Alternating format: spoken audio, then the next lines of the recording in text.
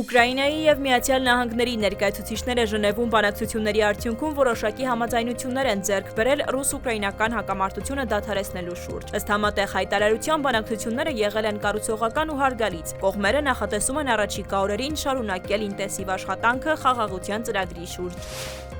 Ժնևում կայացած ԱՄՆ-Ուկրաինա բանակցություններից հետո Թրամփի առաջին գրառումը հետևյալն էր. Արդյոք հնարավոր է, որ Ռուսաստանի և Ուկրաինայի միջև խաղաղության բանակցություններում իրոք մեծ առաջընթաց է արձանագրվել։ Չհավատաք, քանի դեռ չեք տեսել դա սեփական աչքերով, սակայն հնարավոր է, որ լավ զարգացումներ լինեն, գրել է Թրամփը Truth Social-ում։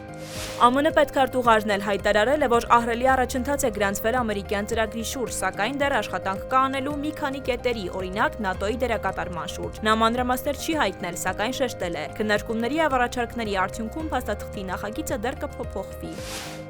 Կրեմլի խոսնակի խոսքով էլ Ռուսաստանը դեռևս պաշտոնական տեղեկատվություն չի ստացել Միացյալ Նահանգներից Ժնևի բանակցությունների ընթացքի վերաբերյալ։ Նաև նշել, որ Կրեմլը տեղեկատվություն չունի նաև Միացյալ Նահանգների և Ուկրաինայի միջև ճշգրտված ծրագրի որոշ հատվածների մասին։